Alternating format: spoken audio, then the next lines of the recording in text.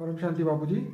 बाबूजी आप हमें ये बताइए कि जो बीके पीबीके में ब्रह्मा कुमारी में जो 108 की माला की बहुत वैल्यू बताई गई है और उन आत्माओं की हमेशा उनको सबसे ऊंचा माना गया है, तो ऐसा क्यों है? वो चाहे बीके पीबीके हो, चाहे ब्रह्मा कुमारी हो या शंकर पार्टी हो, चाहे राम वाली आत्मा हो चाहे कृष्ण वाली आत्मा हो, उसमें उन्होंने जो वाणियों में चाहे व्यक्त वाणी हो चाहे अव्यक्त वाणी हो, उसमें ये बताया कि 108 की माला के मण के बहुत ऊंची आत्मा है। क्या है? ऊंची है। वो सारी सृष्टि के बीज है। क्या है? बीज। 108 बीज रूप है। उसमें विजय माला जो बताई, विजय माला है वो सारी सृष्टि के बीज है। रुद्र माला भी बताई गई, विजय माला भी बताई गई, वैजयंती माला भी बताई गई। अलग अलग माताओं का मालाओं का वर्णन है 108। फिर नवरत्न की भी माला बताई गई, फिर 16,000 की भी माला बताई गई, फिर 9 लाख की भी माला बताई गई।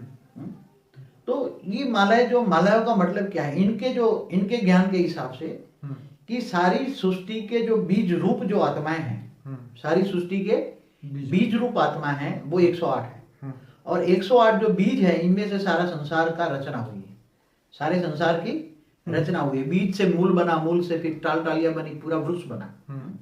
तो बीज रूप आत्माएं जो परमधाम में सारा सृष्टि बनाती है।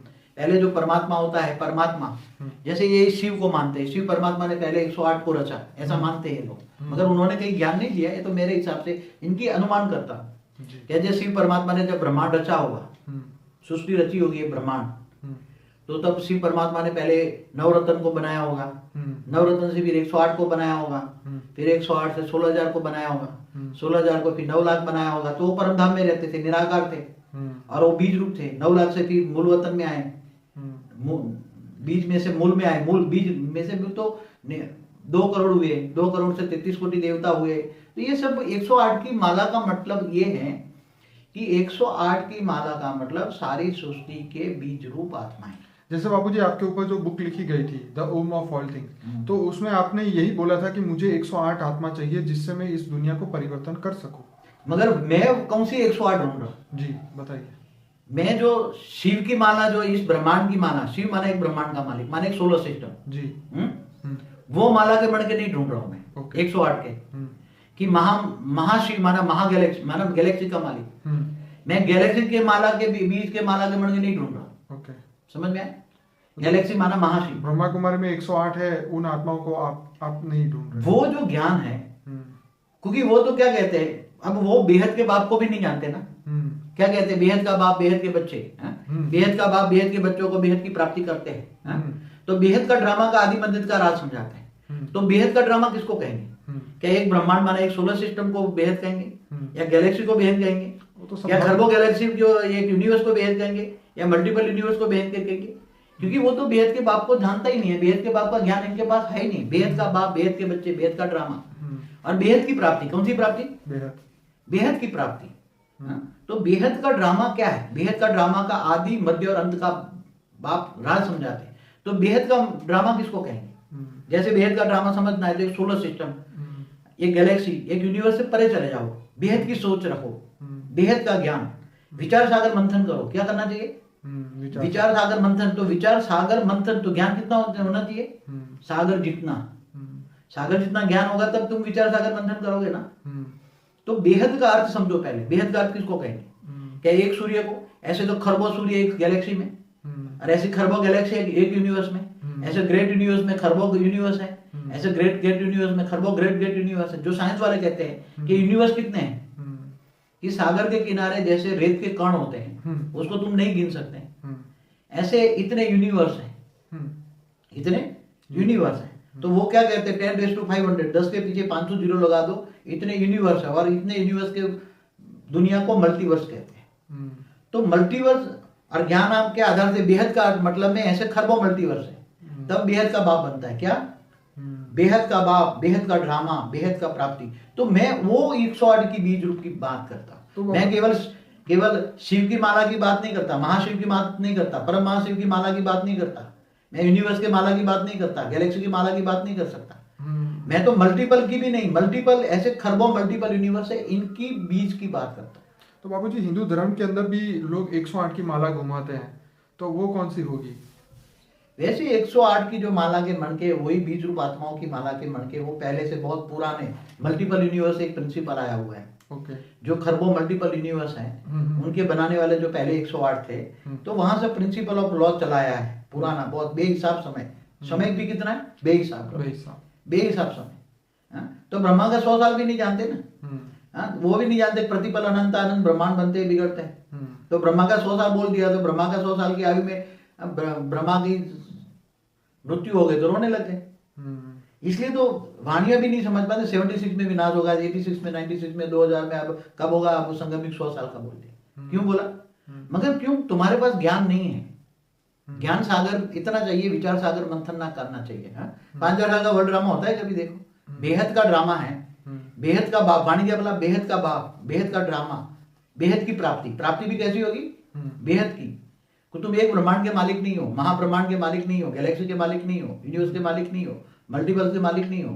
तुम कहां से आए हो? पहले तो तुम्हें नहीं पता तुम कहां से आए हो। बड़े दूर के रहने वाले आए, देश पर आए, वाणी पढ़ी ना, तो तुम कहां से आए हो, इस धरती पर क्यों आए? इससे बता, साइंस वाले, एलियंस वाले बहुत अच्छा बताते हैं कि तुम ये धरती पर जितने भी मनुष्य हैं हमारे पूर्वज हैं, एंशिएंट एलियंस वाले बताते हैं ना कि दूर दूर से आए, दूर दूर की गैलेक्सी से, यूनिवर्स से आए। ये जो मनुष्य यहाँ के रहने वाले नहीं है, तो इनकी बुद्धि ज्ञान ज्यादा है कि ये एंशिएंट एलियन वालों का ज्ञान ज्यादा है? बाबू जी उनके पास तो वो तो प्रूफ लेके बात करते हैं कि भाई उनके पास जो अनुनाकी लोगों के बारे में बताते हैं, या तो उनके पास ऐसे ऐसे प्रूफ है जो कि पूरी दुनिया भर में उन्होंने जमीन से जो भी उन्होंने प्रूफ इकट्ठे किए हैं उससे वो लोग बात करते हैं। उनके पास काफ़ी एविडेंसेस होते हैं ताकि वो दुनिया को बता सके। लेकिन इनके पास तो जो 1250 साल का एक युग बताया, ऐसा तो कोई एविडेंस ही नहीं है उनके पास। कॉमन चीज है, भारत को शास्त्रों को तो ये लोग झूठ कह रहे हैं। अब भारत के शास्त्रों के अंदर तो बड़े बड़े जो जितने बड़े बड़े साइंटिस्ट हुए, आइंस्टाइन जैसे दुनिया के बड़े बड़े साइंटिस्ट, इन्होंने अपने वेद उपनिषद पढ़े। अब ये तो वेद उपनिषद को झूठ कह रहे। कल प्रलय क्या होता है वो भी पता नहीं। कल के अंदर तो ये ब्रह्मा का एक दिन होता है, ब्रह्मा के एक दिन में 8 अरब 64 करोड़ साल होता है धरती पर। तो बापू जी मेन चीज ये हुई कि जो आत्मा जिन्होंने ये ज्ञान दिया तो वहां से ये गलत हुआ ना। मगर ज्ञान तो क्या है, परमात्मा ने इस ब्रह्मांड का शिव ने दिया। किसने ज्ञान दिया? क्या जो चित्र बनाए 4 युग के, सत्युग त्रेता द्वापर कलयुग के 5000 साल का वर्ल्ड ड्रामा बताया, और धरती पर ही लक्ष्मी नारायण का राज था। कभी सुना ही नहीं, सोचा ही नहीं लक्ष्मी नारायण का राज था धरती पर। ऐसा क्यों हुआ वहां पे? ऐसा क्यों ज्ञान दिया गया? जो वहां जो आत्माएं एकदम तमोप्रधान आत्माएं होती हैं, जिनके अंदर नेगेटिव ज्ञान होता है, जो शास्त्रों को नहीं मानते, तो नेगेटिव आत्माएं हुई ना। नेगेटिव आत्माओं ने ये अपनी चित्र बनाए। क्या भगवान ने तो चित्र नहीं बनाए, शिव बाबा ने तो चित्र नहीं बनवाए थे, जिन्होंने बताया। एक वाणी में बोला ये रमेश ने चित्र बनवाए थे, बॉम्बे वाला जो रमेश है उसने चित्र बनवाया था, ऐसा मैंने वाणी में पढ़ा है। तो चित्र बनाने वाले तो ये साधारण मनुष्य थे। हाँ, जो ब्रह्मा कुमारी में जो बैठे हुए, चाहे जो बड़े बड़े, वहां नाम नहीं देता, मगर चित्र तो वहां बने बैठे हुए मनुष्य ने बनाए। जैसे जगदीश नाम का बहुत बड़ा पोथी का पंडित था, जिन्होंने सब सारे शास्त्रों को झूठ बता दिया, जगदीश। हाँ, तो जो शरीर छोड़कर चले गए, अब उन्होंने ही चित्र बनाए ना। क्या भगवान ने चित्र बनाए थे? क्या इस ब्रह्मांड का शिव को इतना नहीं पता है कि क्या 5000 साल का वर्ल्ड ड्रामा होता है धरती पर? कभी लक्ष्मी नारायण का राज हुआ? अब्राहम जो कहते हैं 2500 साल हुआ, बाइबल में लिखा, मैंने पढ़ा है कि अब्राहम को हुआ 3900 साल हुआ। यीशु ख्रिस्त से 1900 साल पहले हुआ अब्राहम। इस्लाम धर्म 3900 साल पहले आया। और एक ही राम और एक ही सीता हुए, जो राम ने भी 12000 साल राज किया त्रेता के अंत में। कभी ना 12 राम 12 सीता हुई है, न धरती पर 8 राधा कृष्ण हुए हैं, 8 लक्ष्मी नारायण का राज धरती पर हुआ है। धरती पर क्या देवी देवता तो ऊपर स्वर्ग लोक में रहते हैं, तीसरे लोक में रहते हैं। धरती पर तो मनुष्य रहते हैं, तो मृत्यु लोक है। और बाप तो तुम्हें अमर बनाने आए। क्या बनाने आए? अमर बनाने आए, अमर बनाने आए। तो वो कम से 108 की बात करते हैं। वो सब ज्ञान मेरी समझ में नहीं आता। मेरे हिसाब से शास्त्रों को झूठ कहना महापाप है।